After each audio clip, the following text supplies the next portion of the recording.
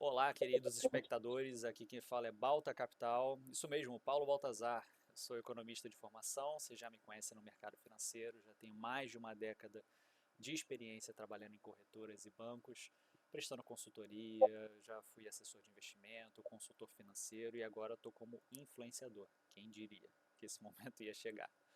Hoje eu estou aqui com ele, o professor Cristiano Arrigoni, que ele vai fazer uma breve apresentação dele para a gente falar sobre a parte de política monetária e o impacto disso na sociedade para nós, investidores pequenos, pessoas do cotidiano. Então, professor, fica à vontade. Bom, boa tarde, Paulo. Em primeiro lugar, queria te agradecer pelo convite. É um prazer estar aqui falando para você e para os seus assinantes. Bom, eu sou Cristiano Arrigoni, sou economista de formação, graduação, mestrado e doutorado pela PUC-Rio.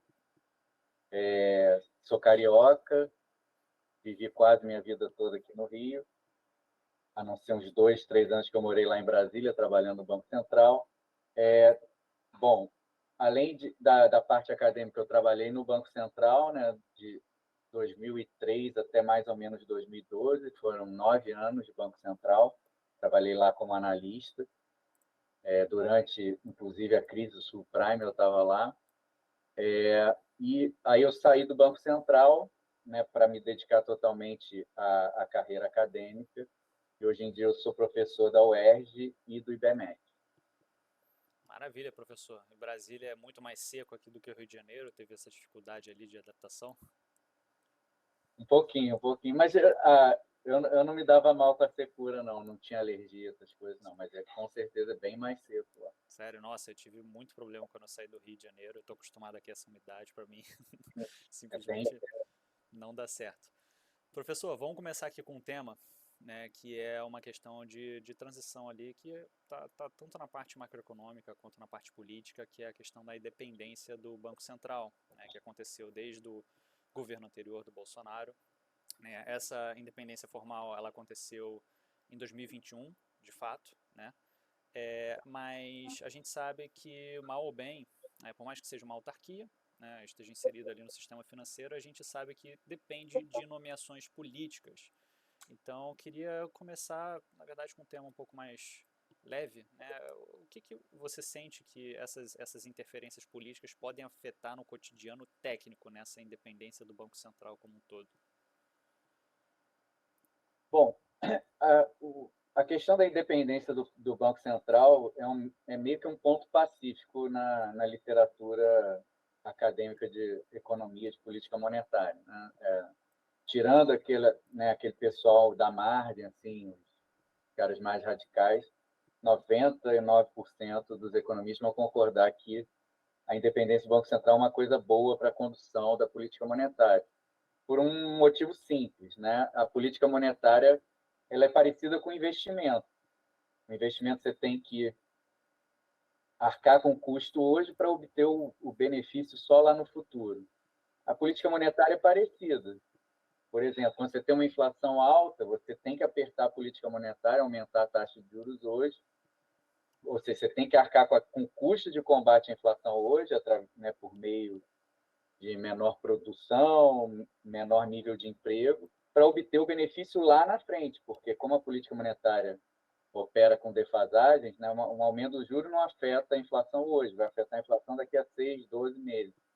Então, o custo você arca com esse custo hoje e o benefício você só colhe lá na frente. Então, você deixar esse tipo de política a cargo dos políticos, né, profissionais, é uma temeridade, porque é o perfil de custo e benefício que eles mais odeiam, né, em termos políticos. Você vai ter o benefício, desculpa, o custo hoje, o benefício só daqui a um tempo. Esse benefício, às vezes, até não é muito visível. Eleitoralmente, ele tem muito mais a perder do que a ganhar fazendo a política monetária da maneira correta, técnica. Então, por esse motivo, né, os bancos centrais ao redor do mundo, aos poucos, né, as sociedades foram percebendo isso e concedendo autonomia operacional, né, o pessoal chama de independência, mas é autonomia operacional, né, ou independência de instrumento, na linguagem mais técnica da literatura. As sociedades foram concedendo autonomia, algumas antes, outras depois, né? Os Estados Unidos já concede autonomia de fato operacional para o Banco Central em legislação há muito tempo, né? Então, as sociedades foram percebendo que, né, você tinha que isolar a política monetária das pressões políticas para que ela, de curto prazo, né, para que ela pudesse ser feita da maneira tecnicamente correta.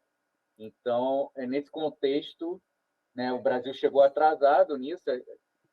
Na verdade, a gente tem, não vou discorrer aqui sobre o histórico de dificuldade que a gente tem em termos de política monetária, fiscal e controle da inflação, mas todo mundo sabe, né, que a gente viveu um processo inflacionário crônico e crescente. Chegamos à hiperinflação ali no início da década de 90, só conseguimos combater isso com o Plano Real, e aí foi uma caminhada árdua até a gente, em 99, depois de uma crise cambial, introduzir o regime de metas para a inflação no Brasil, e ali começa, na verdade, a partir do Plano Real, começa realmente a gente ter política monetária com independência, mas a parte anterior ao Plano Real era uma política de controle da inflação baseada no câmbio, né, no controle da paridade real-dólar, então era meio que uma... O Banco Central tinha, vamos dizer assim, independência operacional, mas era uma coisa meio mecânica. Só a partir ali de 99 que o Banco Central realmente passou a operar num regime de metas para a inflação em que realmente você precisa dar autonomia operacional. Esse tipo de regime não funciona sem autonomia operacional. Desde lá, a gente tem o Banco Central com autonomia operacional, não legal, mas uma autonomia operacional de fato, assim, isso se mostrou resiliente ao longo dos anos, mesmo, né, no primeiro governo Lula, quando as pessoas desconfiavam que ia ter uma reversão dessa autonomia, não aconteceu. Isso foi abalado um pouco ali no governo Dilma, né? No governo da Dilma realmente você teve uma ameaça à autonomia operacional, e aí, acho que isso, inclusive, inspirou os legisladores a colocarem a independência e a autonomia operacional em lei lá em 2021, né? A Lei 179. Então, esse é o nosso histórico até o momento. Nem sei se eu respondi a tua pergunta. Mais que respondeu, eu achei ótimo. Eu já estava aqui pensando uma série de outras hipóteses, histórias aqui também. Perdi aqui fazendo histórico. Não, Mas, eu acho ótimo. e aí, falando da questão política, agora, assim, chegando na tua pergunta. Não tem como, porque existe um trade-off, e acho que é uma coisa importante para a gente falar para o seu público. São dois tipos de independência. Uma que é desejável e outra que não, normalmente a maioria das pessoas considera que não é desejável para a política monetária. A independência de instrumento, que é o Banco Central poder, no caso, né, pensando no principal instrumento de política monetária, que é a taxa Selic, o Banco Central poder colocar a Selic na trajetória que ele acha melhor para controle da inflação e para outros objetivos que, porventura, sejam consistentes com o controle da inflação. Essa é a independência de instrumento. Um outro tipo de independência é a independência de objetivo. O Banco Central, por ele mesmo, estabeleceu os próprios objetivos. Essa independência, em geral, a literatura de ciência econômica e de ciência política também, que é um tema que tem a ver com a ciência política, ela concorda que não é desejável você conceder independência de objetivo para o Banco Central. Isso é totalmente consistente com o funcionamento dos regimes de meta para a inflação modernos. Como é que esse regime funciona? Você dá independência, quase que dá independência total de instrumento para o Banco Central. Ele realmente, nos regimes de meta, ele é livre para colocar a taxa básica na trajetória que ele deseja. Inclusive, isso não pode ser revertido nem por órgãos, nem pelo Supremo aqui no Brasil, ele não pode chegar e reverter por canetada uma decisão sobre a Selic do Banco Central. Então, você tem essa independência de instrumento, porém, dependência de objetivo. Como é que a gente vê isso? Se você pegar o primeiro artigo da Lei 179, vai estar lá escrito qual é o objetivo que o Banco Central tem que perseguir e quem define esse objetivo. O Banco Central tem como, lá está no artigo 1º, o objetivo primordial, a manutenção da estabilidade do poder de compra da moeda, tem lá os objetivos secundários, suavização do ciclo, estabilidade do sistema financeiro, mas esse é o objetivo primordial. E quem define esse objetivo? É o próprio Banco Central? Ele define o que é estabilidade do poder de compra da moeda? Não, é o CMN, Conselho Monetário Nacional, que vai definir qual é a meta de inflação que o Banco Central tem que perseguir, e o CMN, como você sabe, é composto pelo ministro da Fazenda, ministro do Planejamento e o presidente do Banco Central, ou seja, a maioria do CMN é composta por indicações diretas do presidente da República. O presidente do BC está em minoria, então, na teoria, né, se o presidente da República quiser mudar a meta de inflação, ele pode mudar, mas isso está consistente com essa visão de que numa democracia moderna, uma autarquia de tecnocratas que não foram eleitos não pode determinar o próprio objetivo, porque isso feriria o princípio da democracia, né? Porque quem tem que definir os objetivos são representantes eleitos da população. E também porque, né, imagina, eu vou definir meu próprio objetivo, então eu defino, sei lá, um objetivo que seja fácil para mim. Também por esse motivo não é desejável que o próprio Banco Central defina o seu objetivo. Por isso que você tem lá na lei, ao mesmo tempo que você dá independência de instrumento, tem vários dispositivos na Lei 179 que dão independência de instrumento do Banco Central, o mandato fixo, né, da diretoria e do presidente não coincidente com o presidente da República, e é fixo, e você tem lá na lei que só em circunstâncias muito excepcionais, de que dificilmente acontecerão, o presidente da República vai poder demitir o presidente do Banco Central e os diretores antes do fim do mandato. Então, isso é um dispositivo ultra importante, né, para garantir a independência de instrumentos do Banco Central na prática, né? E aí isso tanto o fato dele ser fixo quanto ele não ser coincidente com o mandato do presidente da República. Mas, ao mesmo tempo, você tem lá mecanismos que pensa o seguinte: você está dando um poder enorme, né, política monetária. Tem gente que acha que o poder não é tão grande assim, mas é uma discussão mais acadêmica, né? Mas, pelo menos, muita gente acha que é um poder enorme que você está dando, né, para tecnocratas não eleitos decidirem, né? Qual vai ser a trajetória da Selic, que vai influenciar as outras taxas de juros da economia mais longas, vai influenciar outros preços de outros ativos. Então, você está dando poder enorme para tecnocrata não eleito. Por outro lado, você tem que ter alguma coisa em troca. O que a sociedade pede em troca do Banco Central? Accountability, transparência, né? Ou seja, o Banco Central prestar contas, ser responsabilizado por aquilo que ele faz, ser cobrado. Se a inflação, por exemplo, ficar fora da meta, ele tem que ir lá explicar. O presidente do Banco Central tem que escrever uma carta explicando, depois tem que ir lá no Senado explicar por que ela ficou fora da meta. São todos instrumentos. Ó, é o seguinte, a sociedade está falando, Banco tecnocrata, estou te dando esse poder todo em troca, eu vou cobrar resultado. E, ao mesmo tempo, um desses dispositivos para, vamos dizer assim, garantir a legitimidade democrática do Banco Central é a indicação política dos diretores e do presidente. Aí a gente fica num trade-off, né? O trade-off é esse. Por um lado, você quer dar mais autonomia operacional, o máximo possível dentro de uma democracia, mas, por outro, você não quer ferir princípios consagrados das democracias modernas. E é por isso que, na maior parte do mundo, funciona dessa maneira. Os indicados à diretoria e presidente do Banco Central são... quem ocupa a diretoria, a presidência dos bancos centrais, em geral, são indicados pelo presidente da República. Mas você tem razão, é um trade-off. Você está olhando ali para o lado da accountability, mas potencialmente você pode estar perdendo um pouquinho de independência operacional, porque qual o raciocínio? Se um presidente ficar muito tempo no governo, ele pode indicar toda a diretoria e o presidente do Banco Central e, né, esses caras agirem mais de acordo com as pressões políticas do que de uma maneira totalmente independente, técnica, como eles deveriam agir. Esse trade-off, você pode pensar em mecanismos para tentar minimizar esse trade-off, mas ele sempre vai existir. A gente tem um mecanismo, só que, infelizmente, eu acho que ele não funciona bem no Brasil. Que mecanismo é esse? A sabatina no Senado. Quando o presidente da República indica, né, o presidente e qualquer diretor do Banco Central, ele tem que ser sabatinado e o Senado tem que aprovar ou não aquela indicação.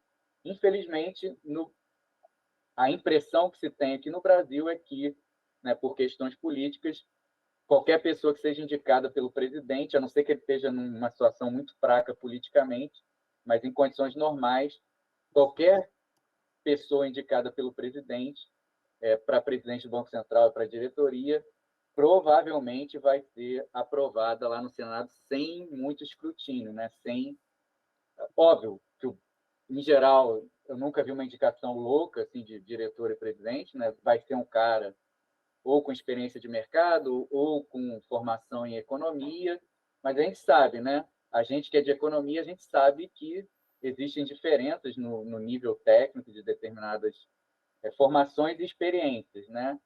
Só que, infelizmente, eu acho que esse tipo de coisa não vai ser olhada ali pelo Senado. Então, a gente pode até pensar em como melhorar esse tipo de mecanismo, né, de garantia de autonomia operacional para evitar esse tipo de aparelhamento do Banco Central, do aparelhamento político do Banco Central. Eu diria que até o momento não que a sabatina funcione, até o momento os presidentes, na média, eles têm indicado pessoas com capacidade, pessoas técnicas, com experiência de mercado, com boa formação, mas o que a sua desconfiança tem tem uma razão de ser. Se o presidente quiser indicar um cara que ele sabe que, né, é mais alinhado com aquilo que ele pensa politicamente, que vai fazer aquilo que ele quer, ele pode indicar. Né? Isso aconteceu aqui no Brasil recentemente com o Galipo.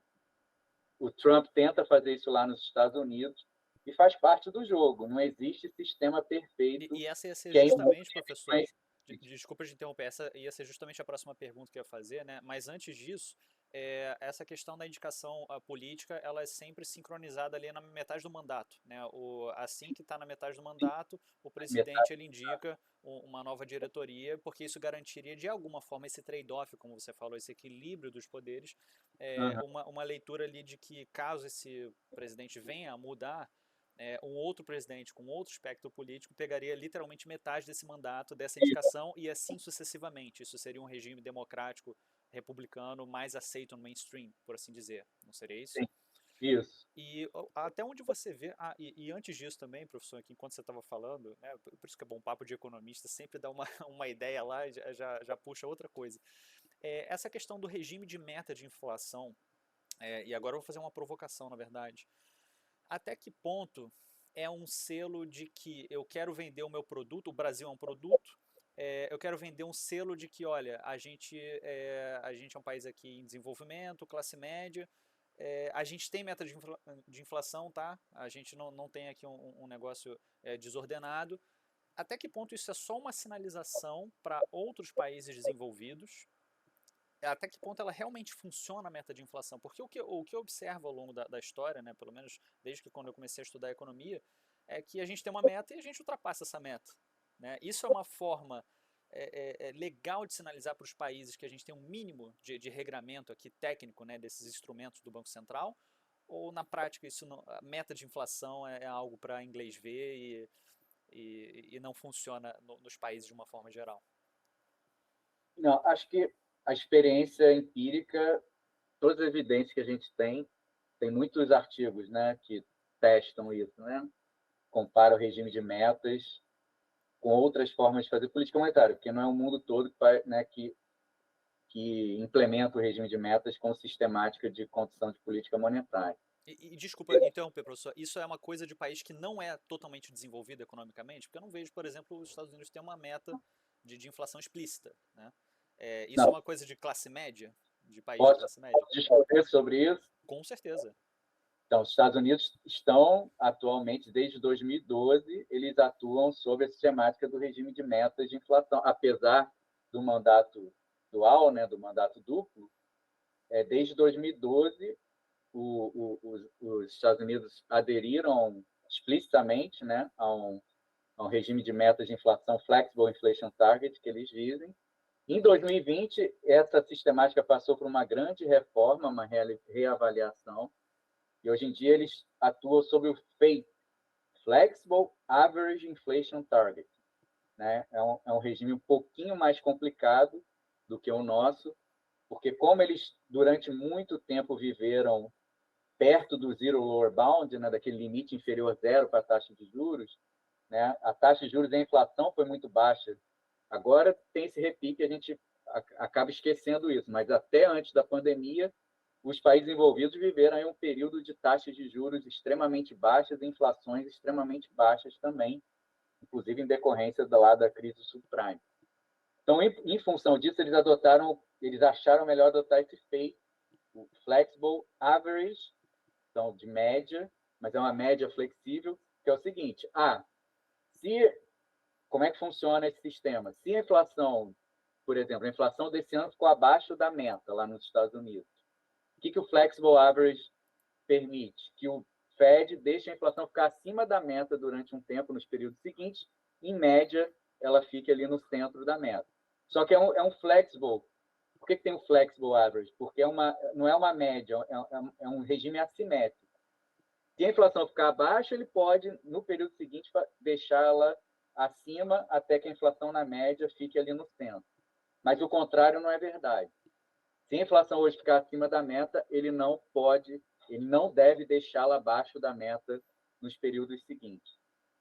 Por que eles adotaram esse regime? Justamente por causa da inflação muito baixa e da taxa de juros muito baixa, né? Quando você já está com a taxa de juros muito baixa e a inflação é baixa, você tem um risco alto de cair no que a gente chama, não sei se o seu público conhece isso, o zero lower bound, né? O limite inferior zero para a taxa de juros, né? A taxa de juros nominal, a taxa básica, dificilmente você consegue mantê-la negativa, né? O mínimo que você consegue, os Estados Unidos, por exemplo, nunca tentaram fazer isso. Outros países já fizeram, mas o mínimo que você consegue na média é fazer a taxa de juros ficar zero, né?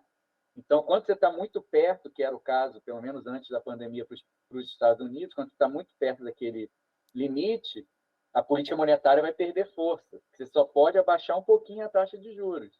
E aí você precisa de outros instrumentos para tentar estimular a economia. Porque, em geral, né, se a inflação está caindo, se a sua atividade econômica está caindo, se você abaixou a taxa de juros e não conseguiu recuperar a atividade e a inflação, você precisa de outros instrumentos. Uma forma de fazer isso é se comprometer com uma inflação mais alta no futuro, né? E aí você afeta as expectativas, isso afeta taxa de juro real, investimento, isso pode ajudar a economia a se recuperar mais rápido. Então, hoje em dia, os Estados Unidos têm esse Flexible Average Inflation Targeting, que é o feito que, se eu não me engano, eles estão analisando se eles mantêm ou não essa sistemática esse ano.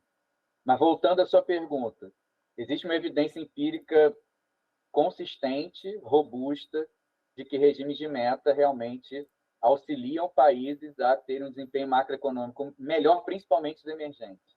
A evidência mais robusta, basicamente, a evidência diz o seguinte: para países envolvidos não faz muita diferença. Na verdade, é o contrário do que você estava pensando.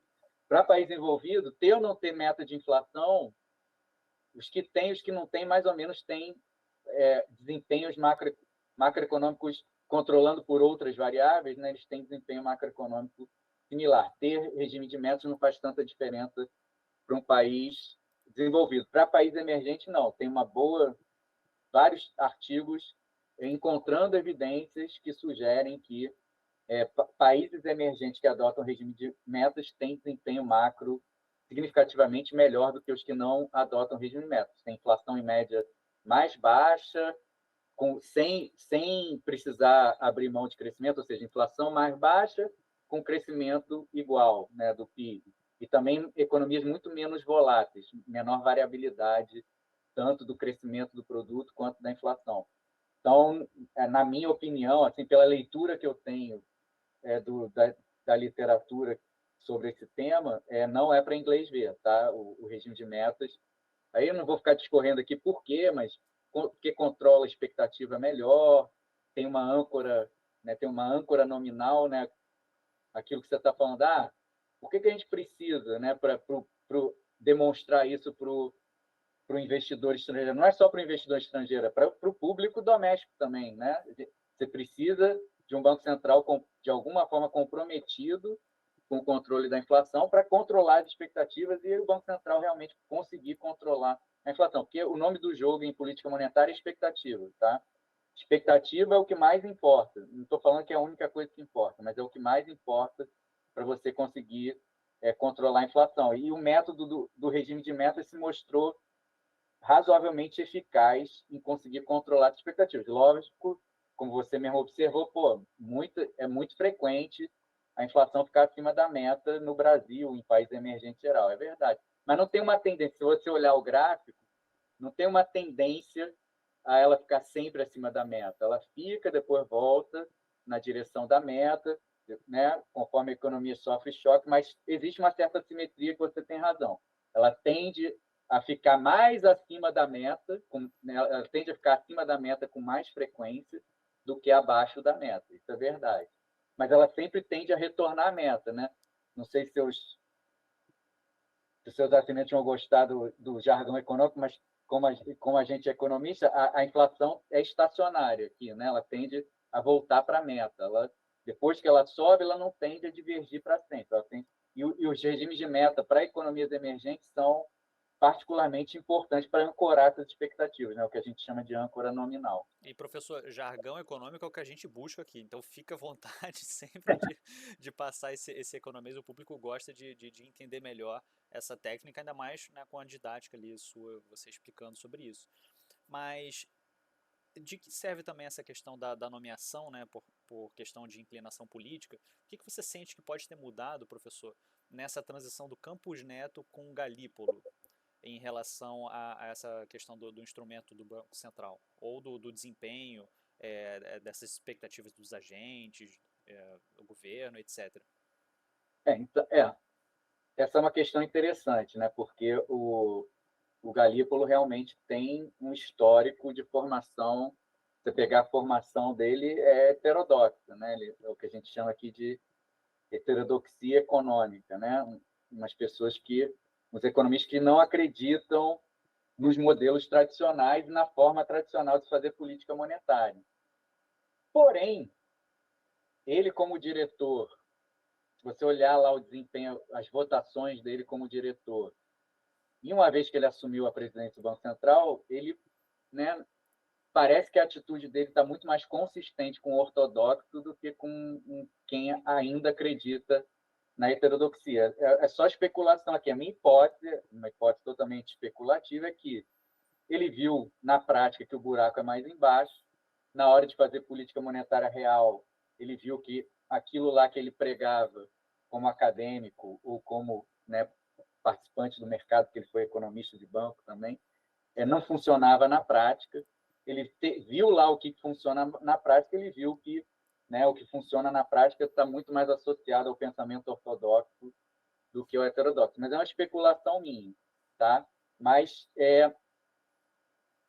você tem razão, era um risco. Assim, quando ocorreu esse movimento, realmente era algo que, né, preocupava, porque e se o cara realmente quisesse testar essas teorias malucas aí, MMT, né, Modern Monetary Theory, essas coisas que vêm o mundo de cabeça para baixo, né? Imagina, né, se você colocar um presidente na diretoria do Banco Central que queira testar uma coisa dessa no mundo real, seria algo realmente preocupante. Mas eu acho, a minha leitura é que por enquanto, ele não deu sinais de que vai seguir essa linha, né?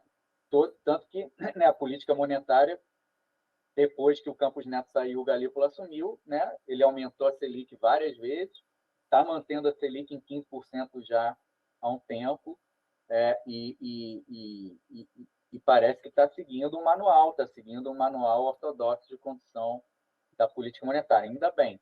Mas o risco acho que existia.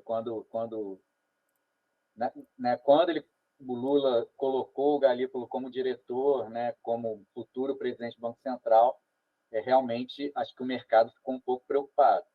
Mas acho que acho que o risco não se materializou. Mas é verdade, o Galípolo é um cara potencialmente mais influenciável, eu acho, politicamente, potencialmente, do que o Campos Neto, mas até o momento não me parece que ele tenha sido assim tão influenciado. Acho que ele está seguindo a política monetária, apesar de ter o potencial de ser influenciado, esse potencial, na minha visão, ainda não se manifestou, mas pode ser que no futuro se manifeste. É Tá? mais um aceno político ali da heterodoxia, né? O cara, de segunda a sexta heterodoxo e final de semana ortodoxo, né? Mas na prática o cara acabou cedendo mais a pauta mais clássica ali, econômica. A política monetária que foi feita depois que ele entrou como presidente do Banco Central. Seguiu, né, a cartilha que a gente normalmente está acostumado a ver nos bancos centrais. Isso, você acha que essa explicação também, em termos de postura, faz sentido lá atrás para Guido Mantega, né, em outros momentos ali da economia brasileira ou não? Então, teve um momento ali que o Banco Central claramente sucumbiu. Na época ainda você não tinha... por isso que o seu receio é fundamentado, né? A gente já teve uma experiência em que realmente o Banco Central não resistiu à pressão política, que foi ali na época em que o Guido Mantega era o ministro da Fazenda e a Dilma era presidente da República. Isso começou... É difícil dizer exatamente quando começou esse cerco, né, de influência política à política monetária, mas, sei lá, 2011, 2012, até a Dilma sofreu o impeachment ali em 2016. Né? Foi a época que o Alexandre Tombini era o presidente do Banco Central. Então, ali realmente, e tem artigos que encontram evidências de que durante esse período a política monetária mudou, né? Mudou para uma direção não usual, ou seja, evidência de que não usual em que sentido? Em dar menos peso para a inflação, mais peso para a produção, para emprego, né? Então, ou seja, mudou numa direção consistente com o Banco Central estar sucumbindo às pressões políticas ali daquele momento, Mais né? dovish, menos hawkish. Mais dovish, menos hawkish. Então, realmente, ao mesmo tempo, naquela época a gente ainda não tinha a independência formal, né? Você não tinha ainda a independência formal. Não sei se isso faria diferença ou não, tá? Mas naquela época a gente não tinha. Tinha E só informal. aproveitando também, professor, essa seara, né, da subida de juros, né, que o brasileiro já está acostumado, né, e a nível de investimento também, é uma coisa que fica muito comum, né, em vários clientes que eu lidei ao longo da minha carreira. Eu diria que, num ponto de vista geral, é como se o investidor, pessoa física, fosse mimado, por assim dizer. Por que eu digo isso? Ele está acostumado a uma taxa básica de juros alta. Então, ele já flerta com aquela renda fixa 1% ao mês. Se alguma assessoria, alguma gestão ativa de recurso não entrega aquilo, ele já reclama, né? Mal sabe ele que em outros países, 2% ao ano, 4% ao ano, e olhe lá, né? Então, a gente já tem um histórico muito conservador, porque a gente tem um custo de oportunidade alto de sair da taxa básica de juros, né? Perdão, da renda fixa, né, pós-fixada, de algum ativo mais livre de risco, para começar a tomar risco ali na renda variável. Mas a minha pergunta, na verdade, é mais no sentido do governo. Adianta subir a Selic para segurar a inflação se o governo continua gastando mais do que arrecada? O fiscal acaba anulando o monetário ou não? Com certeza tem uma influência muito grande, né? Com certeza o fiscal pode ajudar ou dificultar o monetário, né? Assim, a gente pode até depois discorrer sobre anular, né, que é o caso extremo, né, da dominância fiscal. Não acredito que a gente já esteja vivendo, mas pode ser que em breve, né, que daqui a um tempo, a gente possa, né, viver o cenário de dominância fiscal. Essa é a minha próxima pergunta, professor. É bom conversar com o economista, que o economista ele já antecipa, entendeu, a dúvida da pessoa que está entrevistando. Perfeito. Você não acredita que a gente está no momento de dominância fiscal hoje, então? No momento, não, porque dominância fiscal depende muito das expectativas. Depois a gente pode falar mais sobre isso. Deixa eu só responder Claro. primeiro a sua pergunta.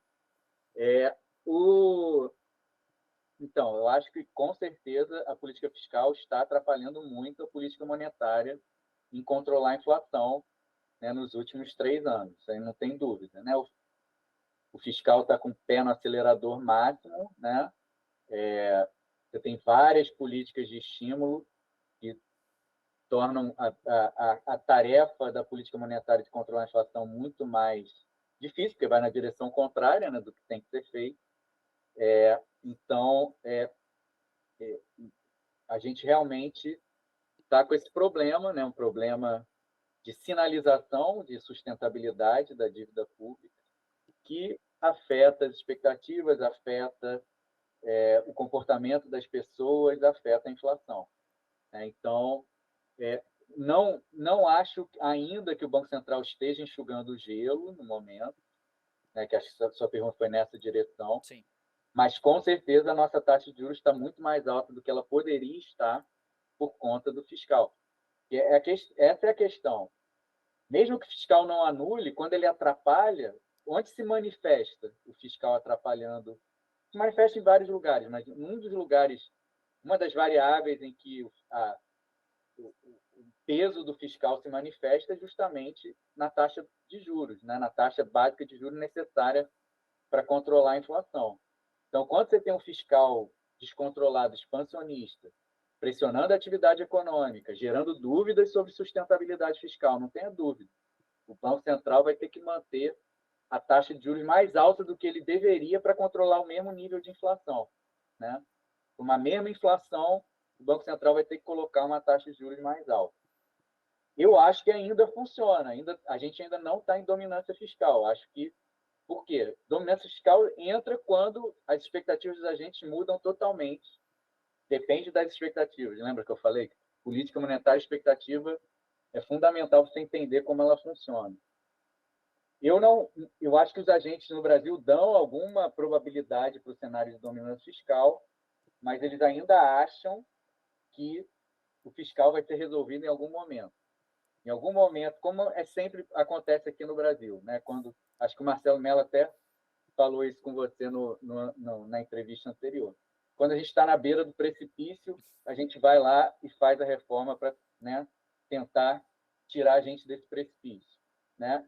E acho que essa é a expectativa do mercado. O mercado acho que já percebeu que o arcabouço fiscal não, do jeito que está não tem eficácia, mas ele imagina que alguma outra coisa vai ser feita, que algum ajuste fiscal vai ser feito em algum momento, quando o governo não tiver mais para onde correr.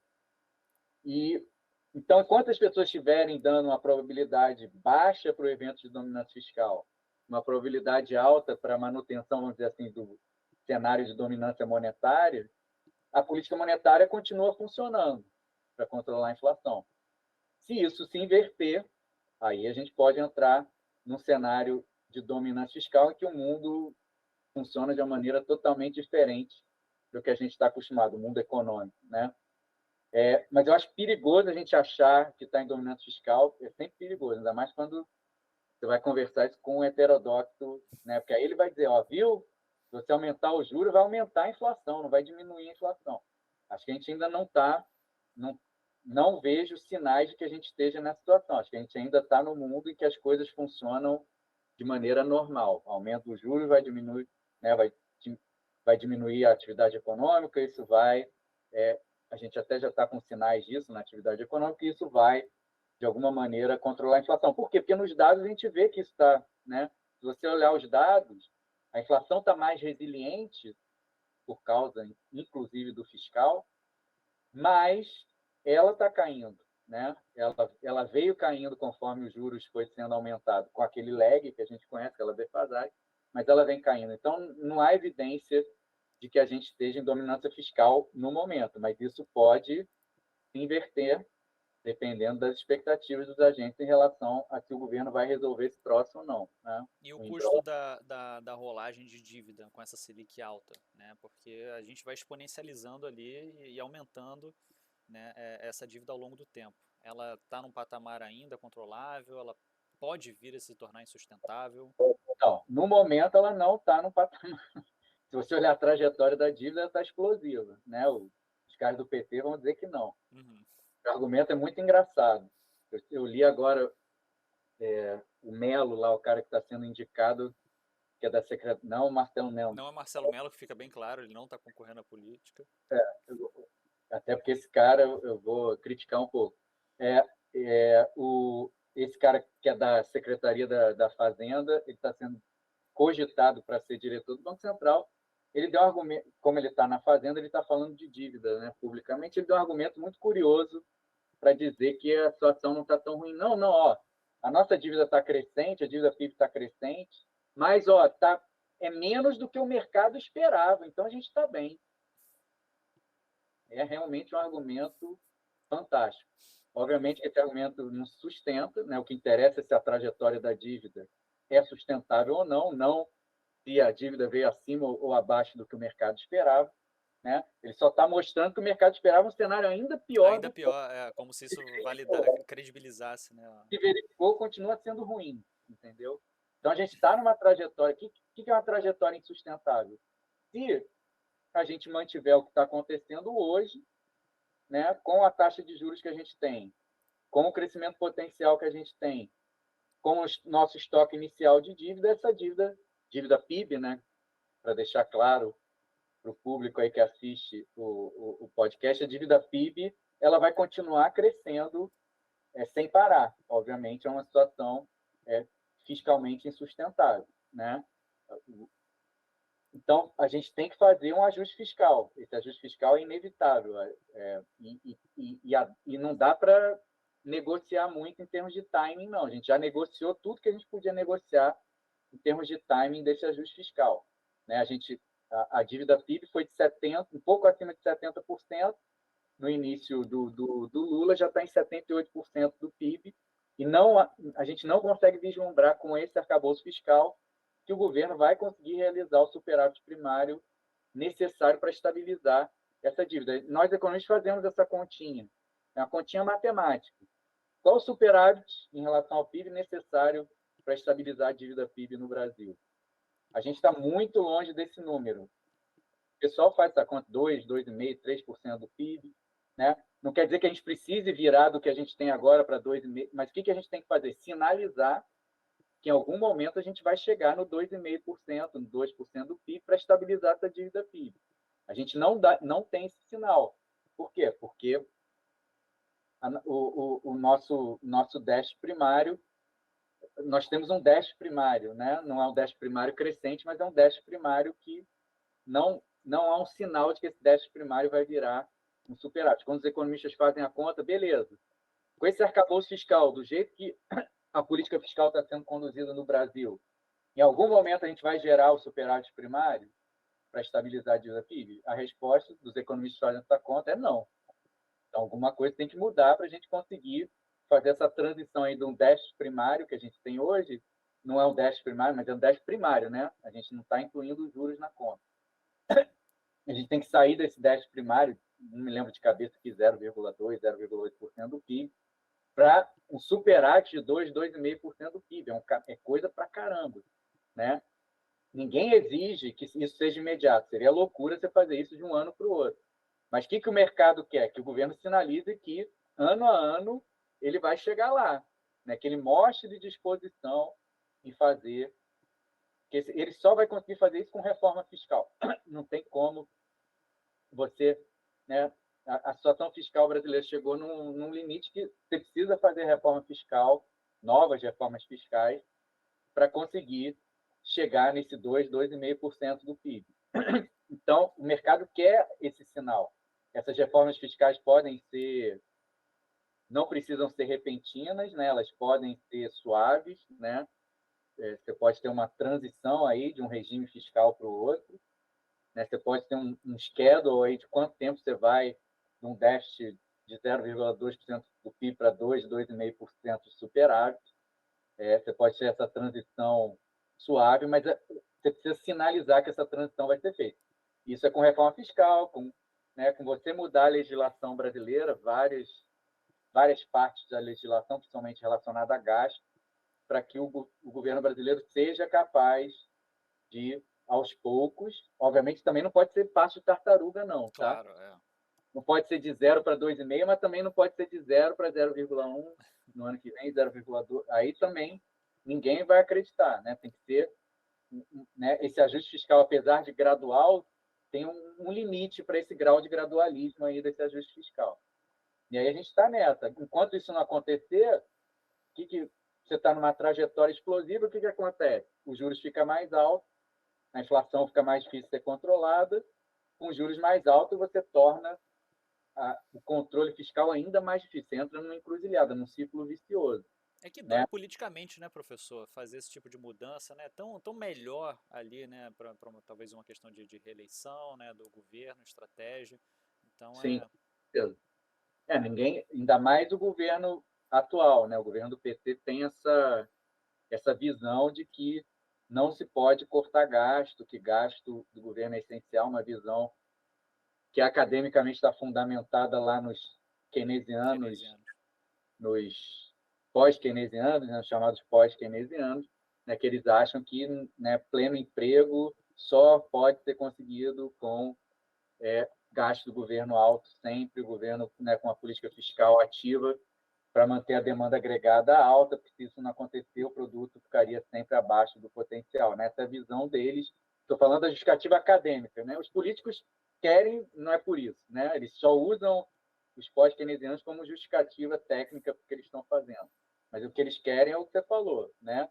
Agradar de maneira populista, né, o público no curto prazo para aumentar a chance de reeleger. Mas a gente sabe que a conta no médio e longo prazo chega, né? E aí, quando chega, ela estoura na cara da própria população menos favorecida. Pois é. Mas é que é mais prazeroso, né, professor, receber uma bolsa ali de incentivo, né, de qualquer coisa do que ter que trabalhar, né? Então a gente sabe que as pessoas respondem de forma diferente. Você não recebe nenhuma bolsa fiscal não, né, professor? Nenhuma isenção de nada. Não, Não chegou para você não, né? para mim não chegou. Para mim também não chegou não. Né? Então Meu imposto é todo deduzido na fonte, não tem nem como eu tem nem, escapar. tem nem como.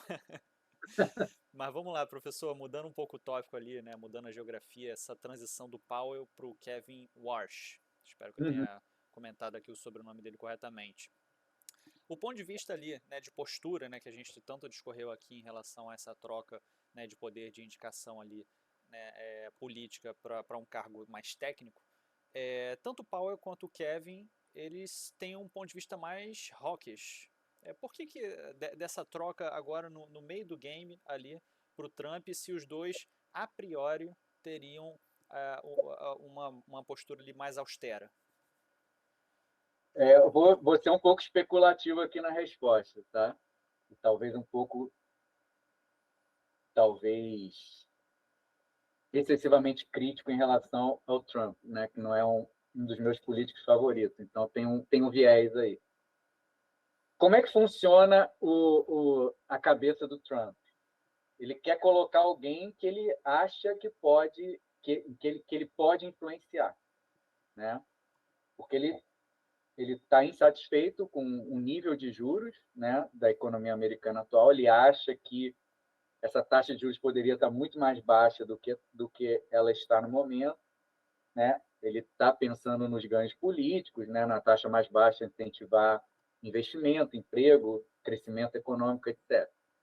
Então, na visão dele, ele procura para presidente, isso é a minha especulação, tá? Não sei se é verdade, isso é uma especulação. Mas a minha leitura é que ele procura presidentes do Fed com um perfil que ele possa influenciar. Se você olhar, não sei se você teve a curiosidade de olhar o perfil dos dois. São muito parecidos. O Jeremy Powell e o Kevin Warsh têm perfis extremamente parecidos. Qual é esse perfil?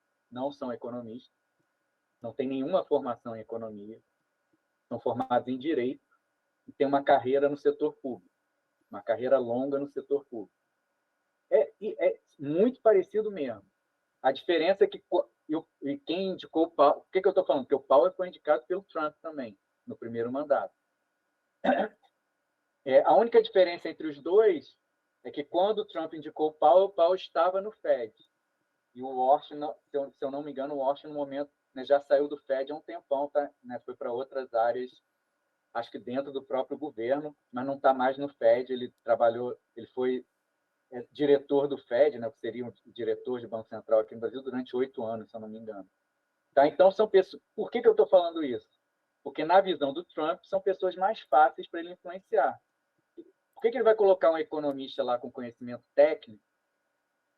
Né? E economista é chato. né? Vamos combinar. O economista é A crítico, gente sabe, a gente reconhece isso e a gente admite. chato, é difícil de ser convencido, né? Às vezes até quando deveria ser, não é, mas é da nossa natureza, da natureza da nossa formação. Vocês não têm a noção do esforço que eu tive que fazer para convencer o professor a vir dar entrevista aqui. É dificílimo falar com um economista, mas só. Mas então o Trump, eu acho que o que ele procura, né? Ele procura uns caras que ele pode justificar, ó, esse cara tem experiência, né? O Powell também foi, antes de ser presidente do Fed, foi diretor do Fed durante anos. Então você não pode dizer que o Trump não está indicando alguém que não é tecnicamente capacitado. Mas a gente sabe que tem uma diferença entre um cara formado com um PhD em economia e um cara que fez direito. Vão ser duas visões muito diferentes Com sobre o certeza. funcionamento da economia e da política monetária. Então, na minha visão, o Trump está tentando pela segunda vez, porque da primeira deu errado. Ele achou que ia influenciar o Powell se mostrou um cara com muito mais personalidade do que ele esperava, apesar da formação em direito. Talvez o Powell tenha aprendido mais sobre política monetária e macroeconomia do que o Trump esperava, ou se cercou de pessoas muito boas. Isso com certeza tem gente muito boa lá, né, na diretoria do Fed que sabe muito economia. E aí ele não sucumbiu às pressões do Trump, continuou com a sua independência. E por isso que o Trump quis tirá-lo agora e brigou com o Powell aí durante, né, esse tempo aí que ele está nesse novo mandato. E acho que ele espera que com o Walsh a história vai ser diferente. Que eu acho que talvez não seja. Talvez o Walsh tenha um perfil muito parecido com o Powell e vai ser independente como o Powell foi. Agora, vamos E daqui a esperar. pouco ele faz uma nova troca e ele briga de novo e a gente sabe como É porque funciona. ele tem que botar alguém. Ele não pode botar um Zé Mané qualquer. E pegaria muito mal. No mundo dos sonhos dele era botar um cara que ele tivesse certeza que ele vai conseguir controlar. Mas ele não pode, porque esse cara vai ser um cara sem perfil técnico, sem conhecimento quase nenhum de economia, ou um cara, sei lá, com uma personalidade ruim para comandar o Fed, e talvez esse cara não fosse aceito. Talvez lá nos Estados Unidos, a sabatina do Senado funcione melhor do que aqui no Brasil. Aliás, tem histórias aí do Trump que já tentou indicar pessoas muito estranhas, tá, para altos cargos do Fed, lá do Banco Central Americano. Só que foi bloqueado. Ou a imprensa caiu em cima, ou o Senado falou que não ia aceitar a indicação. Se eu não me engano, ele queria indicar isso aí eu tenho que investigar, mas eu tenho quase certeza, depois a gente pesquisa, que ele quis indicar um cara que era tipo um jornalista econômico, tipo uma Miriam Leitão lá dos Estados Unidos, ele quis indicar esse cara para o Fed, um empresário também quis indicar um empresário. Então ele já flerta com isso há um tempo porque ele quer controle, ele quer influenciar as decisões de política monetária, ele quer fazer o que a literatura toda diz que não deveria ser feito, que é a raposa cuidando do galinheiro, né? O político lá comandando a política monetária. E dá, professor, pro Warsh ele ser mais hawkish a longo prazo, mais dovish a curto prazo? Dá para fazer essa diferenciação de postura no curto e longo prazo?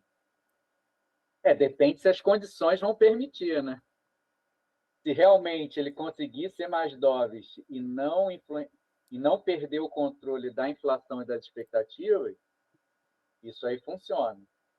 Caso contrário, vai ter um custo muito alto, né? Esse, porque se ele for dovish agora, isso não vamos supor que ele seja dovish e que isso não seja justificado pelo estado atual da economia americana. Ou seja, isso vai gerar aumento da inflação, descontrole da inflação e das expectativas. Lá na frente, quando ele resolver voltar a ser hawkish, ele vai ter que ser muito mais hawkish do que ele precisaria. E será que ele vai querer, né? E aí você tem talvez um problema de inconsistência dinâmica e lá no futuro, talvez quando ele perceber que perdeu a mão ali no início, ele tiver que ser muito mais hawkish do que ele seria. Se ele for um cara mais político, talvez ele não decida não ser tão hawkish assim e aí perder o controle da inflação das expectativas de vez. Só fazendo um adendo, tá? A gente pode às vezes a gente pensa que óbvio, os Estados Unidos têm um histórico de controle da inflação infinitamente melhor do que o brasileiro. né? Mas eles já tiveram problema também na década de 70, tá? Justamente por ter presidentes do Fed com esse perfil mais político, esse perfil do cara que acomoda, que escuta o presidente e que aí acaba fazendo uma política monetária. Mas lição aprendida também, né? Dali em diante, tem um livro muito bom, não sei se seus assinantes gostam de recomendação de livro. Manda bala. Tem um livro muito legal que foi traduzido, aliás, até fui revisor técnico da tradução desse livro. Foi traduzido aqui para o Brasil, A Política Monetária no Século XXI, do Bernanke. O Bernanke é um ex-presidente do Banco Central, do Fed, que ganhou o prêmio Nobel há uns 3, 4 anos atrás, pelo trabalho acadêmico dele, não pelo trabalho no Fed. E aí ele descreve, tem uma história recente da política monetária do Fed lá, e ele descreve os anos 70, né, os presidentes dos bancos centrais, e como foi essa história da influência política e como que isso fez esses banqueiros centrais perderem o controle da inflação. E aí você colocou lá o Volcker. O Paul Volcker, apesar de não ser um cara tão acadêmico assim, o Volcker não era um PhD em economia, ele só tinha mestrado em economia. Era economista com mestrado em economia, se eu não me engano. Mas ele era um cara que realmente tinha uma... Ele entrou com... Colocou readquiriu o controle da inflação como prioridade dele, e ele achou que ele tinha que colocar isso como marca indelével da carreira dele, e realmente foi lá, fez uma mudança, como você notou, que foi para sempre na política monetária. Dali em diante, se você olhar os presidentes dos FED que sucederam o Volcker, todos eram PhDs em economia. O Greenspan, o Bernanke, a Yellen, né, a Janet Yellen, e aí o Trump veio e mudou essa regularidade que tinha acontecido desde do Greenspan em diante, né? E aí agora ele não gosta de economista, isso aí é fato. Existe um Council of Economic Advisors, economistas são conselheiros de política pública, né, para o presidente dos Estados Unidos. Eu me lembro que no primeiro mandato do Trump ele deixou o conselho vago durante um tempão, ele não indicava ninguém. Então, ele realmente, porque ele acha que sabe mais economia do que os economistas. Então, ele tende a não querer colocar pessoas técnicas ou mais técnicas, né, com uma formação mais robusta em economia. E aí ele está colocando esse pessoal do direito, né, esse pessoal formado em direito, com experiência em política monetária. Não estou falando que esses caras não têm um conhecimento técnico, não.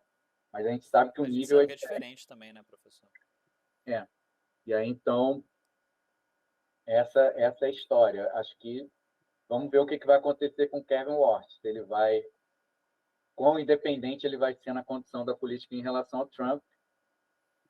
Se ele não começar a não aderir ao que o Trump quer, a gente vai escutar na mídia de novo o Trump enchendo o saco dele. Foi assim com o Powell, né? Ele colocou o Powell, não, é o Powell, não sei, tirou a Yellen, né? A Janet Yellen era anterior, que era uma PhD em economia, mas né, tinha uma...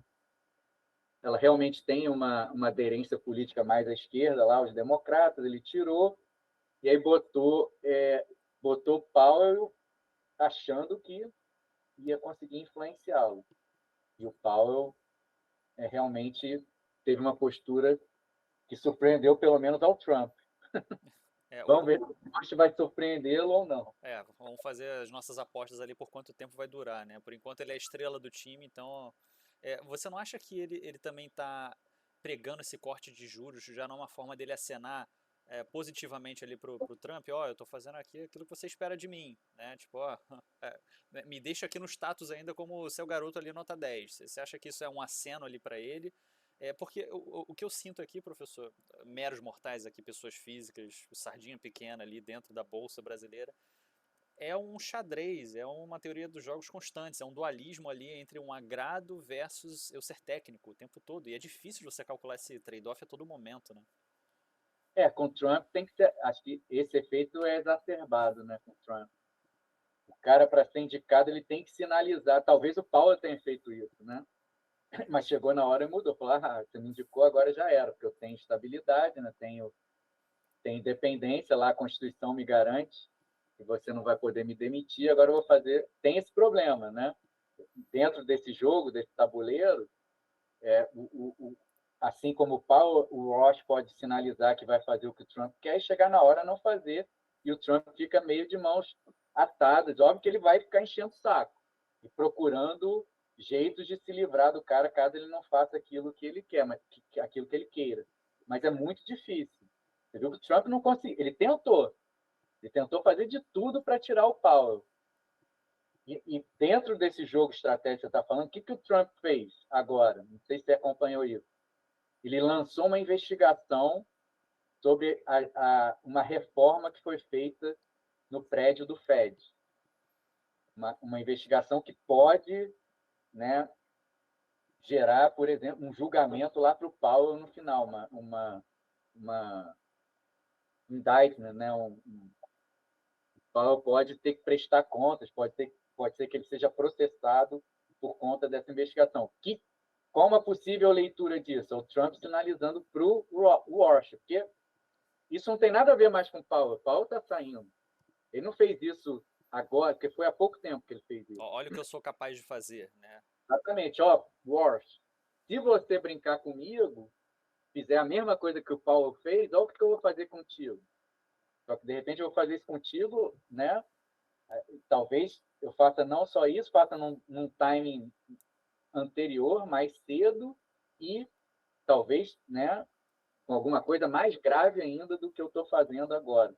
Então, dentro desse jogo aí que você está pensando, o Trump, estrategicamente, ele está sinalizando, porque ele sabe que ele foi enganado da primeira. Então, ele está sinalizando para o Walsh que, se você me enganar de novo, vai ter essa punição aqui. Então, cuidado. E aí vamos ver qual vai ser o próximo passo do Walsh em relação a esse sinal. Aí a gente só vai saber depois que ele entrar. É bem complexo mesmo, professor. Mas mudando aqui um polo, né, o Uhum. polo do assunto, né, para a gente conseguir cobrir tudo ali de forma a ter mais ou menos a mesma quantidade ali de tempo. Essa questão do Banco Master, né? Por que você vê, se é que você vê dessa forma, professor, que o impacto foi tão grande ali em relação a outros episódios? É porque foi o último? É porque chegou a corroer um terço das reservas ali do FGC? O que você consegue pontuar a respeito do Master e seu conglomerado, se você quiser discorrer também sobre o Banco Will? Acho que não tem muito mistério, não. O caso foi um impacto foi grande, porque o Master cresceu de uma maneira exponencial, né? Ele cresceu muito rápido, né? O volume de ativos transacionados pelo Master, e consequentemente passivo também, né? Uma coisa está ligada à outra, cresceu de maneira muito rápida nos anos aí. Eu não me lembro de cabeça, mas, né, o Master Vorcaro adquiriu o banco que virou o Master, não me lembro se era Master na época que ele adquiriu. Era outro nome, eu também vou me recordar. Acho que 2020, me ajuda aí. Não foi muito tempo atrás que ele adquiriu o Master, foi 5, 6, 7 anos no máximo. Mas Mas aí ele usou essa estratégia, né, de utilizar o FGC como uma alavanca para esse crescimento muito rápido. E esse era crescimento Banco foi, Máxima, não era? acho que era. Ah, Aí virou Master, aí né? virou Master, uma questão de recomposição de marketing. E aí, ele utilizando essa estratégia de captar, né, recursos via CDB garantido pela FGC, ele, né, cresceu o volume de ativo transacionado pelo banco de uma maneira exponencial e, no final, né, quando foi decretada a liquidação extrajudicial dele, ele era um banco que tinha um volume, não era um banco grande, né, nem se compara aos bancos grandes brasileiros, é pequenininho em relação, mas comparado ao capital do FGC, né, o que ele acumulou ali de ativo e passivo via CDB era um volume grande comparado ao capital do FGC. Era o sucesso, professor, das corretoras. Só dava isso na época que eu era assessor comercial. Cadê o CDB do Banco Master? Eu peguei tanto o Máxima quanto o Banco Master.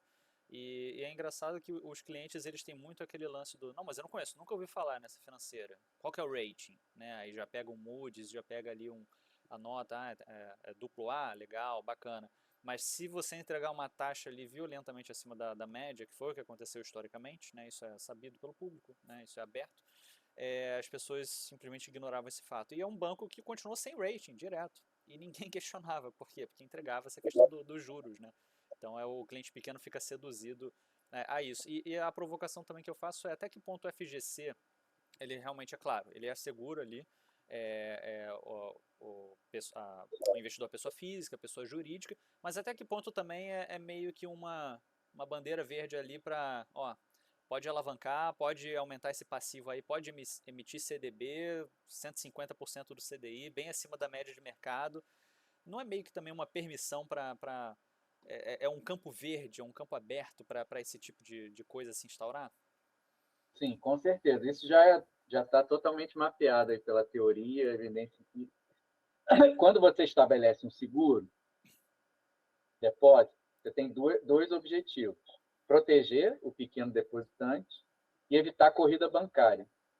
A ordem na cabeça do regulador, na verdade, é o contrário: evitar corrida bancária e proteger o depositante. Mas politicamente você muda a ordem, né? Porque politicamente, né, a venda vamos proteger o pequeno depositante. Mas ele, né, tem esse duplo propósito, não são contraditórios. Você consegue, né, proteger o pequeno depositante e ao mesmo tempo diminuir a incidência de corrida bancária, porque o cara, qual é a ideia? Se eu não tenho seguro depósito, o que acontece se outras pessoas correrem contra o banco para sacar seus recursos e eu não correr? Eu vou ser o último a chegar, um dos últimos a chegarem, aquele banco vai estar falido, eu não vou receber nada. Então, eu tenho incentivo a ser o primeiro a chegar. Todo mundo pensa da mesma maneira, todo mundo corre para o banco quando não está segurado. Quando você está segurado, você muda um pouco essa mentalidade. Se o outro correr e eu não correr, o que acontece? Não, eu recebo do mesmo jeito. Talvez demore um pouco mais a receber, né? Como o FGC demorou um tempo para pagar, mas eu vou receber lá dentro do limite lá pré-estabelecido, né? No caso do Brasil, 250 mil, eu vou receber tudo que eu tenho, então não tem mais ímpeto de correr, você diminui a incidência de corrida bancária. Essa é a lógica. Mas, como tudo em economia, né? A primeira aula de economia vale para sempre, né? Aquela aula de princípios básicos. Sempre existe um trade-off, né? Você ganha por um lado, você perde por outro. Onde você perde? Na disciplina de mercado. É o que você falou. Quem está comprando um CDB segurado, por que eu vou olhar para o risco? Se eu vou receber de um jeito ou de outro, eu, depositante segurado, não tenho mais incentivo a analisar o risco daquele banco que está emitindo CDB e de cobrar por esse risco. O banco, por sua vez, sabendo disso, eu posso utilizar a estratégia de captar mais recursos, porque esse cara vai me dar a grana, talvez eu tenha, né, dependendo da minha agressividade, eu tenho que oferecer uma taxa maior, mas aí não é tanto porque o cliente exige, é pela agressividade do cara, no caso, mas ele queria, né, arrecadar muitos fundos no curto, né, Prazo menor, né? um prazo menor. Esse cara que está segurado não vai ficar em cima do meu pé, me monitorando para ver se eu estou me arriscando mais ou não. É o que a gente chama de moral hazard, né, em economia, o risco moral, né? É a tendência, nesse caso, no caso do Banco Master, a tendência do Banco Master se arriscar mais do que ele deveria, porque sabia que não estava sendo monitorado pelo depositante segurado.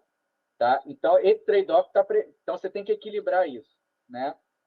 Ou seja, quando você faz um seguro-depósito e você determina as regras do seguro-depósito, você tem que equilibrar os objetivos de proteger pequeno depositante, evitar risco sistêmico, corrida bancária e, ao mesmo tempo, levar em conta o moral hazard que isso vai gerar. Então, você tem que bolar um conjunto de regras em que você não fique nem muito num lado nem no outro, né? Que você equilibre esse trade-off. Aparentemente, as regras aqui não eram suficientes para equilibrar o trade-off, pelo menos no caso do Banco Master, né? As regras eram brandas demais a ponto de levar o Banco Master a se arriscar muito como acabou acontecendo. E os depositantes segurados, realmente, né, como era de se esperar, eles acabaram não fazendo, não monitorando. E aí você tem a questão dos depositantes não segurados, dos credores não segurados. Porque qual é a ideia?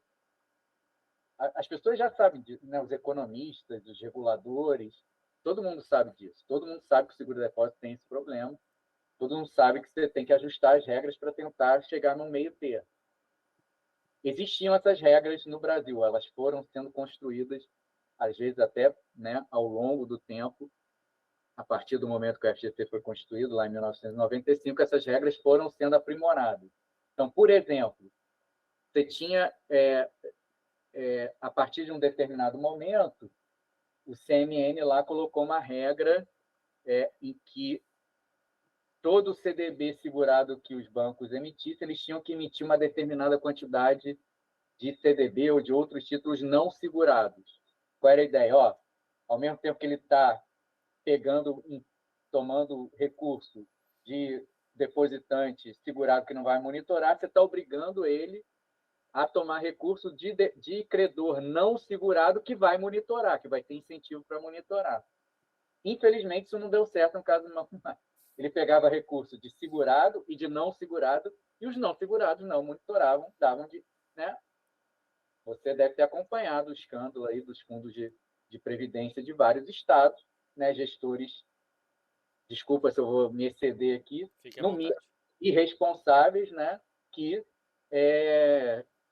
compraram CDBs do Master não segurados até pouco tempo atrás. Porque, uma informação aí para o público, você tem dois tipos de seguro no Brasil. O seguro pessoa física, né? Vai até 250 mil do FGC, e você tem um outro seguro, um outro tipo de depósito a prazo chamado DPGE, Depósito a Prazo com Garantia Especial, que é o seguro usado por CNPJ, né? Por fundos, outras empresas que compram CDBs de bancos. Esse tem um limite de até 40 milhões de reais por CNPJ, CPF, nesse caso só CNPJ. O DPGE é cheio de regras especiais, não sei o que lá, mas o Banco Master usou, né, captou recurso no CDB normal, no DPGE, mas não foi só isso. Ele também captou recurso com credores que não tá, porque o DPGE é até 40 milhões, né? O Rio Previdência investiu muito mais 40 milhões no Master, né? Então ficou muito acima do limite do DPGE. E aí, o que aconteceu ali? Esse cara que deveria ser o monitor, os gestores de fundo, que inclusive teoricamente são melhores preparados para monitorar os bancos do que o investidor pequeno. Com certeza. Esses caras, por motivos que a gente sabe que são políticos, né, vão muito além aqui da economia, esses caras não fizeram o que eles tinham que fazer, até porque, né, é inexplicável. Né? O que eles fizeram é inexplicável, porque eles compraram o CDB do Master, alguns deles até pouco tempo atrás, quando todo mundo já sabia que o banco estava quebrado. Então, assim, com certeza não foi uma atitude profissional, com certeza tem outras coisas ali que estão por trás. Então, é, é, o, quem regula o sistema vai pegar esse caso do Banco Master para tentar tirar lições, né? O que pode ser tirado de lição? Óbvio, você pode buscar novas medidas para controlar o risco que os bancos tomam, né? Que os bancos que emitem CDBs segurados tomam. Isso, inclusive, em junho vai entrar uma nova regulamentação aí do Banco Central que obriga os bancos, se eles passarem de um determinado limite de volume de emissão de CDB legal. segurado, eles obrigatoriamente, o que ultrapassar esse limite, eles têm que deixar investido em título público. Tá? Então, essa é uma forma do Banco Central controlar o risco que esses caras estão tomando. Mas não é só isso, porque a gente já viu que esse controle de risco do banco que está tomando o CDB emprestado do depositante segurado, isso não é suficiente. Você tem que trazer para a mesa dois agentes que vão tornar esse processo mais seguro, né? que potencialmente vão diminuir o moral hazard? Os investidores. Então, os investidores, você tem que criar incentivos para que eles monitorem mais, ou pelo menos não saiam comprando CDB só porque está pagando uma taxa de juros mais alta, sem pensar em nada, que é o que você descreveu que acontecia. Como é que você cria? Tem um artigo, vou dar o crédito aqui, tem um artigo muito legal, acho que é Lições sobre o caso Master, que saiu no Valor, do Rafael Chioser e do outro economista, eu me esqueci o nome, Laura alguma coisa. Uma das propostas deles para o investidor ter uma participação mais ativa na diminuição do moral hazard do banco, que emite o CDB segurado, é você, tipo, colocar uma franquia, como se fosse uma franquia. Quando você faz seguro de carro, você não tem que pagar uma franquia se der o BO? Sim. Então, é uma ideia parecida. Como é que você implementaria isso, segundo esses autores? Você continua segurando o cara, mas até um limite de juros. Ou seguro principal só, mais a correção da inflação, ou seguro principal mais 100% do CDI. O que ele ganharia mais, você não dá de seguro, não tem sentido você segurar. Né? Tem sentido você segurar 140% do CDI? Não faz Não tem sentido. sentido. Então, a proposta dele é bastante interessante, que aí o investidor agora vai... Opa! Aí, obviamente, daqui a pouco tem a outra ponta também que eu vou falar. O investidor vai olhar, como ele, né, teoricamente, vai saber que se o banco falir, ele não vai ter os 140%, ele vai pensar duas vezes se vai comprar aquele CDB daquele banco ou não. Né? Ele, na teoria, pelo menos, ele talvez seja mais parcimonioso agora na hora de os investimentos dele. Essa é uma proposta que eles fizeram. Uma outra envolve o que você falou, que é da época lá que você trabalhava como assessor de investimento, são os intermediários, né? As instituições financeiras que são intermediárias nesse processo. Corretoras. Das corretoras. Né? Porque o que está na raiz do Banco Master é a junção de regras não ótimas de seguro-depósito com a proliferação das corretoras e distribuidoras online via aplicativo. Daí isso possibilitou, né, foi a junção dessas duas coisas que possibilitou um caso como o do Master. E nesse processo, as corretoras e distribuidoras têm um papel fundamental e têm um potencial conflito de interesse importante que tem que ser lidado. Né? Porque se você ganha mais comissão, né, se um banco master da vida oferece uma comissão maior para a corretora, para a distribuidora, isso vai fazer com que ela empurre esse produto que não é muito bom para o investidor final, nós temos um problema aí. Né? Isso vai enfraquecer o sistema, vai estimular o moral hazard. Então, você tem que ter medidas aí nessa ponta aí, de talvez, né, colocar, de alguma maneira, dar incentivos a isso. A gente tem que pensar um pouco, talvez você até tenha ideia sobre isso, já tendo tido trabalhado na área. Né? A gente tem que alinhar os incentivos das corretoras e distribuidoras também. Elas têm que ter alguma perda caso, né, elas indiquem produtos que elas sabiam que eram ruins para as pessoas. Né? Então, tem que se pensar nessa ponta aí das corretoras e distribuidoras para resolver esse problema. Uma ponta importante aí na solução para que o seguro-depósito funcione melhor daqui por diante. Não, muito mesmo, porque o spread era incrível para o cliente e para a distribuidora. Era fenomenalmente fora da curva. Então, você tinha todos os incentivos ali para, enfim, né? Você tem uma questão de meta, você tem a questão de performance. Opa, tem um título ali, é igual aquela questão, professor, você sabe que você não deve comer sobremesa antes do almoço, mas, porra, é tão bom, né? Então tem a questão do spread bancário ali. A tentação é muito grande. Demais, a tentação é muito grande. E outra coisa também que fica ali no cotidiano, né, do estresse do dia a dia, né, eu como assessor, eu passei por isso também, o cliente que não analisa nada, ele te cobra performance e, professor, olha, o risco de crédito é uma coisa, é aquele veneno invisível, né? Porque o Sharpe fica lindo na carteira. O Sharpe fica maravilhoso.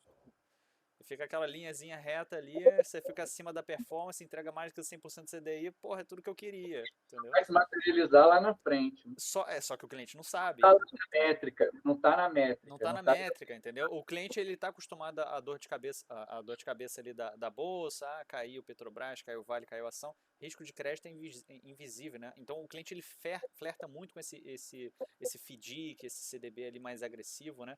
E você falou essa questão do moral hazard também, é curioso, né? Como é que em momentos ali de maré boa, né, todo mundo fica feliz, né? Então todo mundo pulava nesse barco daí porque é o que estava ganhando mais, né? É o fear of missing out, né? Porra, o cara comprou, meu vizinho comprou, vou comprar também esse troço, né? Pô, Sim. se tá todo mundo comprando é bom, né? E todo mundo, né, comprando e ganhando, né, uma remuneração acima do mercado. Muito acima do mercado, né? Eu vi 154% CDI, eu vi IPCA mais 9,4%. Isso foge completamente ao pessoa física ali, né, do cotidiano.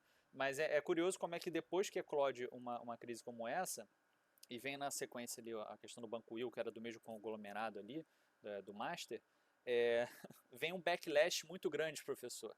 Por outro lado, aqueles clientes que estavam 100% naquele movimento de manada, né, como se fossem os carneirinhos ali dentro de um pasto, eles se espalham de uma maneira que eles ficam com medo até de qualquer banco que ele tem. Vou sair aqui do meu banco digital, tal, vou sair do laranjinha, vou sair do roxinho, vou sair do vermelho, meu Deus, vai tudo falir. Então tem muito esse medo no íntimo do brasileiro.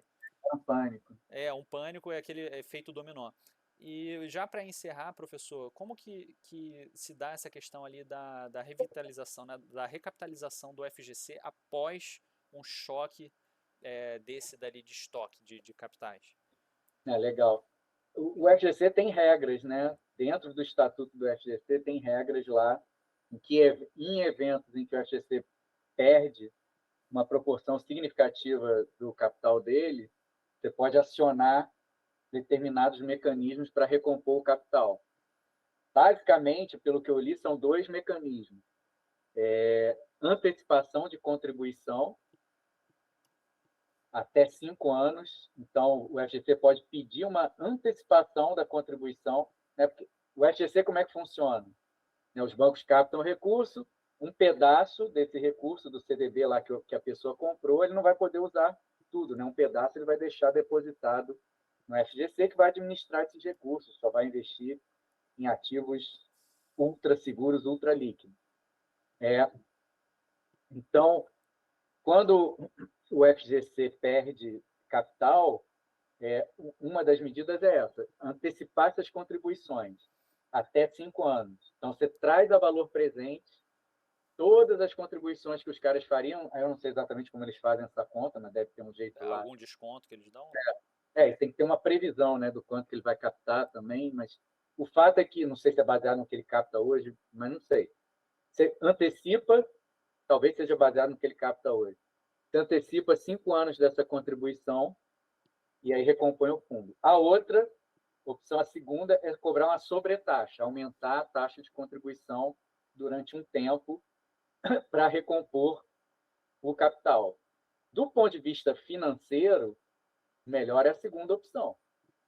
Sim. Porque a primeira é cobertor curto. Você está antecipando uma coisa lá na frente e o FGC não vai receber esse recurso. Você está contando que você vai receber aquele fluxo ali. Então, e os bancos preferem a primeira, né? Claro. Porque a primeira, em termos de valor presente, não é quase que não é custo, só tem o custo do carregamento. Fora isso, não tem custo. A segunda, eles estão com o pé atrás, mas acho que seria mais eficiente para recompor o capital do FGC, que é, né, os bancos aumentarem durante um tempo. Aí você teria que fazer uma conta lá, né, de quanto que você precisaria aumentar por quanto tempo, né, para que o capital, aos poucos, né, o capital do FGC vá sendo recomposto. Eu já olhei entrevistas lá do CEO do Bradesco falando só da primeira, nem mencionando a segunda. Ele falou, não, a primeira tudo bem, já percebi que os caras não querem a segunda. Claro. E aí a questão, né, é quem vai pagar a conta. Bom, em economia, né, a gente sabe que o custo existe, não tem free lunch. Essa conta, aí não sei exatamente como ela vai ser dividida, mas provavelmente, em parte, os bancos, em parte os depositantes, em parte o tomador de crédito final, né? Pode ser que um pedaço desse aumento de custos seja repassado por meio de uma taxa de juros mais alta lá para o tomador final, um aumentozinho do spread. Eu não, assim, não sei, eu confesso que eu chutaria o quanto, né, não vou dar um chute aqui do quanto vai para cada lado, mas potencialmente são, né, em parte, pode ser que os bancos absorvam, diminuindo um pouco sua lucratividade, em parte pode ser os depositantes que absorvam, diminuindo um pouco a remuneração dos CDBs, em parte pode ser o tomador do crédito Vai que depender absorve. da elasticidade ali, né, dos agentes. Você sabe, né, você estudou economia, você sabe disso, depende de qual lado é mais inelástico, né? O lado mais inelástico é o que absorve a perda na maior parte da perda. Mas basicamente é isso. É isso que espero que aconteça. Espero que haja o aumento da contribuição, porque é importante a recapitalização, porque o FGC perdeu uma proporção muito grande, né, do capital dele. Você não passou dos 40 milhões de gestão lá não, né, professor? Você não ficou acima do limite do FGC não, né? 40.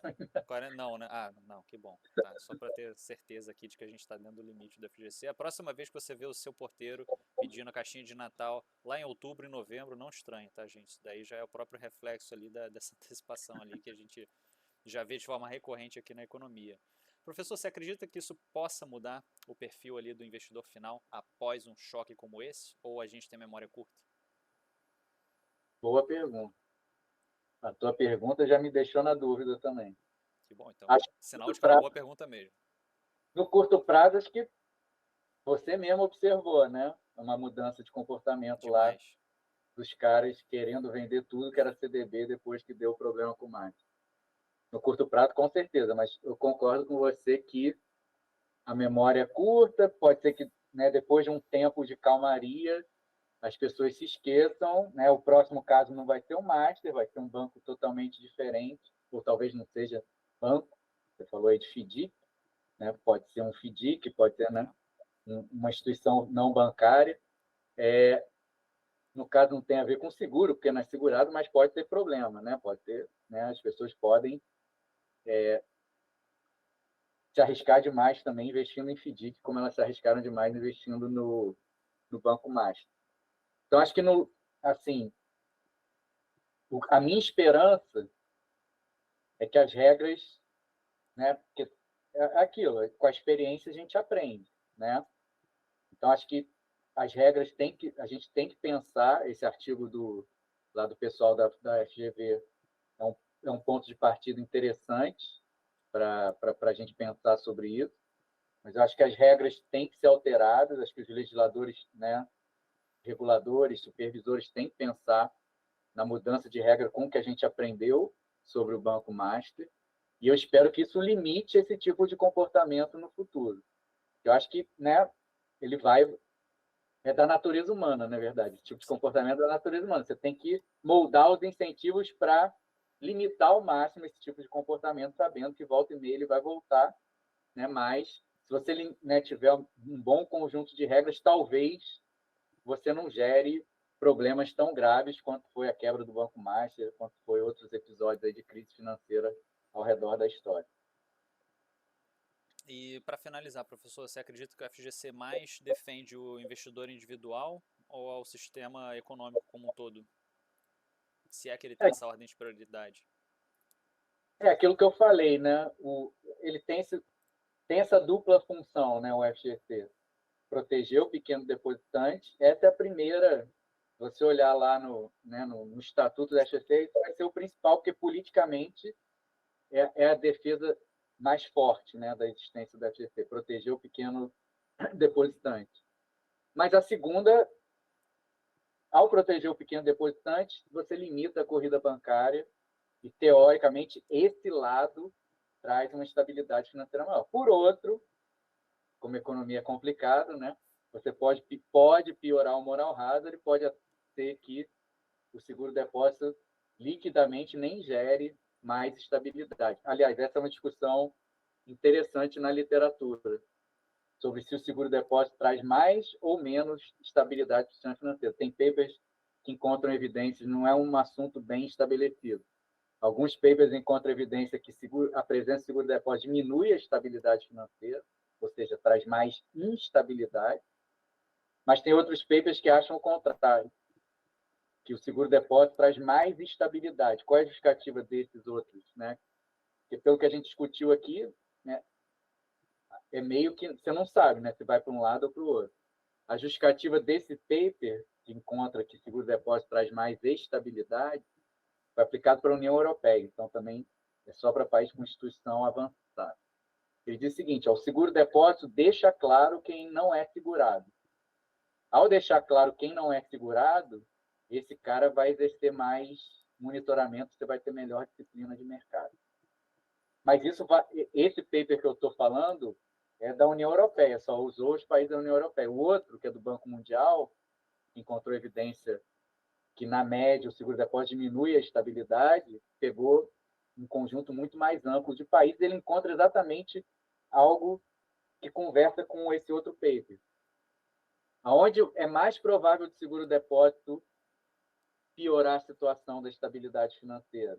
Em países com instituições fracas. Países que, né, você tem leis mais fracas, supervisão bancária ineficiente, regulação bancária também mais ineficiente. Nesses lugares, o seguro-depósito acaba liquidamente trazendo mais prejuízo do que benefício, piorando a estabilidade financeira. Onde você tem instituições melhores, aí você consegue fazer um seguro-depósito mais bem estruturado, com melhores incentivos, aí você tem evidência que o seguro-depósito pode melhorar a estabilidade financeira, que bate lá com o paper do outro cara, porque o paper do outro cara foi feito justamente nos países que têm melhores instituições, nos países da Europa Ocidental. Então é isso. Fala, não, pode concluir, professor. Não, era só que espero que no futuro, aqui no Brasil, a gente, né, nós não somos o país com as melhores instituições do mundo, mas estamos em eterno processo de tentar melhorá-las, né? Nós, economistas aqui, fazemos parte desse grupo que tenta dar conselho para melhorar instituições. Espero que elas melhorem ao longo do tempo e pelo menos esses tipos de erros que foram cometidos no caso Master não voltem a se repetir. O professor não vai concorrer às eleições no final do ano, não, né? Pretende, professor? Não, né? É uma boa ideia, vamos filiar um partido aí qualquer. Mas vamos lá, professor, já que essa entrevista aqui ela é imune ao moral hazard, tá? Então, para finalizar aqui essa nossa conversa, foi muito agradável, foi um prazer ter você aqui comigo nessa entrevista. Espero que seja o primeiro episódio de muitos, espero que você volte aqui, está muito bem-vindo, é muito bem-vindo e já está feito o convite desde já. Quais são aquelas palavras que você dá para aquele jovem? Está começando ali na faculdade de economia, mas ele está incerto ali, pô, a política aqui do meu país é muito ruim, eu não sei se as coisas vão melhorar, a inflação está alta, eu não sei se economia é o que eu quero fazer aqui da minha vida. Aquela pessoa que está sem o norte ali, aquele aluno que provavelmente você já deve ter encarado algumas vezes ao longo da sua carreira. Uma palavra ali, um consolo, você pode contar uma mentira, você pode dar uma lição de moral, fica à vontade, professor. Então,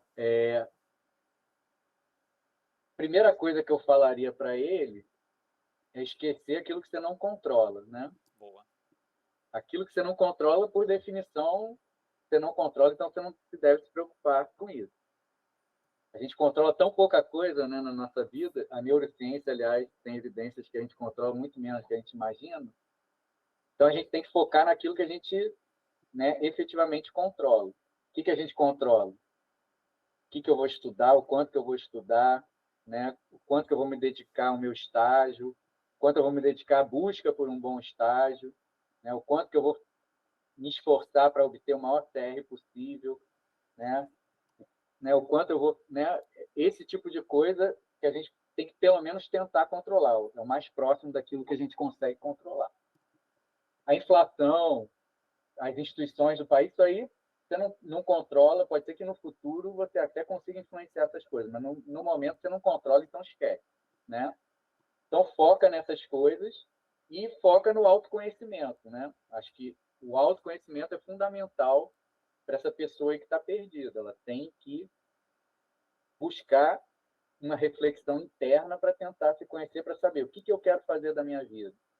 Eu quero fazer economia? Eu não quero? Aonde que eu quero trabalhar? setor público, setor privado, mercado financeiro. Busca informações com pessoas que já têm experiência, professores, alunos já adiantados que já estão fazendo estágio. Busca saber como que é a vida, né, de quem está fazendo um estágio no mercado financeiro. Como é que é? Qual o pacote que você compra ao decidir por esse caminho de carreira? Porque quando você escolhe um caminho, você não escolhe uma coisa só, você escolhe um pacote. Você está escolhendo uma cesta de bens. E não dá para pegar uma e não pegar a outra. Eu quero pegar isso aqui que é maneiro e aquilo ali que eu odeio. É entender os trade-offs ali dessa escolha, É, né? tem uma frase famosa lá do Muhammad Ali, né, o boxeador, que perguntaram, né, não me lembro exatamente qual foi a pergunta, mas a resposta foi: a coisa que eu mais odeio é treinar. Mas eu adoro ir lá, boxear Olha e só. nocautear meu adversário. Mas, né, eu não gosto, custa muito alto, mas para nocautear o meu adversário, eu tenho que fazer aquilo. Então, não tem uma coisa sem a outra, né?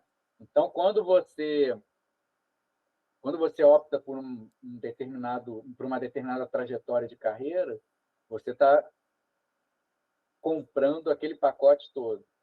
Então, você tem que saber o pacote, tem que buscar informação. Infelizmente, né, nós, seres humanos, tendemos, às vezes, que é normal, a ter uma preguiça de buscar informação, porque às vezes ela é custosa mesmo, né? Mas a gente precisa tentar lutar contra isso, para buscar as informações para tomar a decisão. Senão, você vai tomar uma decisão, talvez, meio que aleatória, não, né? Se você não tiver um mínimo, não estou falando para você, né? Também é impossível você tomar uma decisão com todas as informações possíveis, mas você tem que ter um conjunto de informação mínimo para tomar uma boa decisão de carreira. Então, procura conselho com esse amigo que está adiantado no estágio, conversa com um professor acadêmico, conversa com um professor de mercado, faça perguntas que você ache interessantes para esses caras que essas perguntas te deem informações sobre a carreira e sobre se aquilo lá é interessante. Aí depois você testa, né? As carreiras que você achar mais interessante, você tem que ir lá e testar. Pô, achei esse pacote aqui do mercado financeiro maneiro. Então vai lá agora e corre atrás para tentar arranjar um estágio maneiro, um estágio bom no mercado financeiro e ver se aquilo pode ser que seja, pode ser que não seja. Pode ser que na teoria seja uma coisa, na prática, quando você vivencia aquilo, é algo que você odeie. Aí você vai para uma outra coisa. A economia te dá várias opções de carreira. Então, você não precisa ficar limitado a uma coisa só. Você mesmo é um exemplo disso. Exato, exato. Se Então, permita mudar, né? Se permita avaliar isso daí. E, bom, então agradeço, professor. E se você não quer, você que está aqui nos assistindo, que a sua vida seja um random walk, palavras do professor, tá? Se inscreva aqui no canal, ativa o sininho e acompanha os nossos conteúdos de qualidade. Muito obrigado a todos que nos assistiram e até a próxima. Tchau, tchau, professor. tchau, valeu, Paulo.